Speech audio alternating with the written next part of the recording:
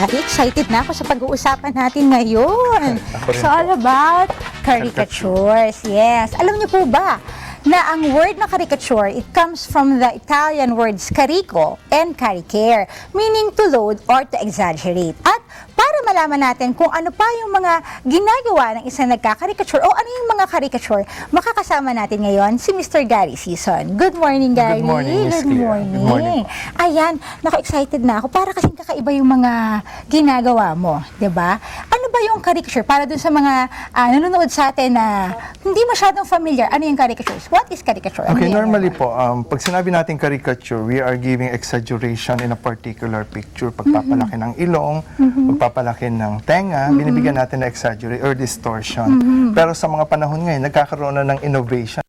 So ginagamit na natin sa mga different documents, like for example, invitations, gaya ng mga dala-dala natin. Yes, oo, kasi parang ako, nasanay ako na ang caricature ay nilalagay lang sa paper, di ba? Sa dinodrawing, tas minsan fino-fold or niro-roll, minsan tinatago pa nga eh.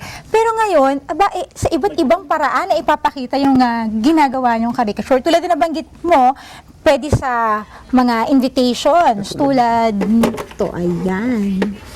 Ayan, at mga mugs. Yes. O, diba? Kakaiba ang invitation. Bali, nagkakaroon na tayo ng innovation ngayon. Normally kasi, pag sinabi nating invitation sa wedding, gusto nila formal. Pero ngayon, iba na. Mas fun, mas gusto na nila yan. Mas, eto yan. Eto na, yung mga invitations. At bukod sa mga invitations, meron tayong mga giveaways, diba? Tulad ng mga mugs. Tulad nito, ayan. O, kita nyo ba yan? Parang ako yan. Ang ganda ha. Parang hindi distorted, Gary ha. Ayan. At meron syempre mga, like example, mga wall clocks. Tapos mga t-shirts. At ito, very useful, mga bags. Yes. Diba? Paano mo siya sinimulang gawin, Gary? Actually, kinoconsider ko siya as na-discover lang kumbaga. Nanood lang ako ng YouTube, then naingganyong gayahin yung procedure kung paano gumawa ng caricature, then nagamit ko siya for personal gifts po. Ayun. So, doon mo sinimulan. Doon mo sinimulan. And eventually, na-realize mo na pwede pa ng pagkakitaan. And ito na. Diba? So, ayan na siya. Paano mo, yung pictures na ginagamit mo, this would come from yung mga clients na magpapagawa sa'yo ng caricatures.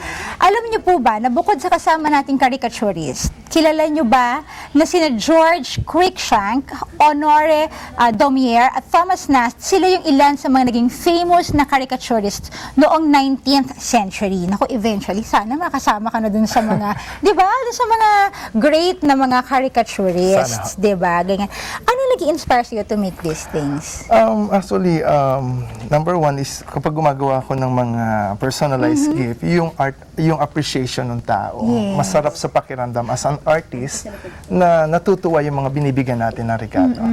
Madali ba siyang gawin? I mean, like, kasi iba't ibang arts di ba?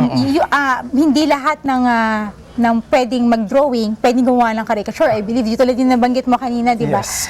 What does it take to become a caricaturist? Personally, ako talaga hindi ako marunong mag-drawing. Pero as a computer engineer, meron akong background sa different application ng computer, how to modify pictures. Ginamit ko yung mga applications na yon to create caricature. Yes. Alam niyo po ba, kung mapapansin niyo yung mga ginawa, ito, yung mga ginagawa ni Sir Gary, hindi siya katulad ng mga caricature na katulad nakikita natin, usually, na dinodraw lang ng pencil, charcoal, mga colored pencils. Pero si Sir Gary, kakaiba yung approach mo sa paggawa ng caricature because you use the laptops. Laptops and computer units. Ayun. Mas madali ba yun? Sa papadali? Madali in terms of, kasi pwede mong burahin agad-agad just in case na may pagkakamali tayo. Unlike with pen, pencil, we need to use talaga eraser. Ayun. Other advantages of using the computers, the laptops, kesa dun sa, sabi nga natin, mano-mano na paggagawa ng mga caricatures. Yes. Advantage number one is meron tayong backup kasi file ito, document. Nangangahulugan, anytime, pwede tayong mag-provide ng another copy. Okay. Unlike with yung normal way ng paggawa natin ng caricature, you need to use pencil, charcoal, medyo tumatagal. At the same time, kung kailangan mag-produce, uulit tayo ng proseso. Ay, mas matagal. Mas matrabaho, mas matagal. And of course, para parang feeling ko mas ano siya, mas precise, mas specific yung details. Nakukuha ba talaga kapag computer yung ginagamit? Hindi naman po totally na advantage na yan. Kasi meron tayong, pag sinabi natin caricature, yung ibang artist ang ginagawa, dinidistort lang. Oo, talaga. Then that's it. Caricature na yan. But sa way ko, bali ang ginawa ko, since na ginagamit natin siya sa mga different formal documents, binawasan ko yung medyo distortion. Distortion. Kasi Para syempre naman, naka-wedding gown, tapos ang laki ng ilong. Oo nga naman. Hindi Siyempre, maganda. mas gusto rin ng mga tao na kahit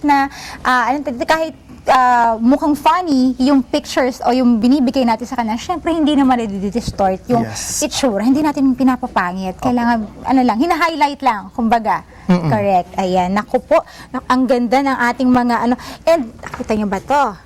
Diba, ang gaganda ng hosts ng taong bahay. O, kaming-kami yan, obvious to obvious na kami. Diba? Ayan ako, Sir Gary, thank you very much sa pagpapaunlak sa amin sa aming pagbisita sa amin dito sa Maraming bagong salamat. set, o bagong bahay namin. Speaking of bagong bahay po, may dala po ako. Wow! Mga pwedeng isama sa bagong bahay. Aba, it's for all the hosts ng taong bahay. Naku, meron kay Maylene, meron para sa akin. Ano talaga ha? And of course, kay Mami Liz at kay Mami Abay Julie. Ayan, thank you so much on behalf of the taong bahay family. Maraming salamat sa pagbisita mo sa amin sa Maraming aming salamat bagong po sa bahay. pag-invite. Thank you. Ayan. At of course, dyan lamang po kayo. Stay tuned because we will be right back. Taong bahay will be right back. Dyan lang po kayo.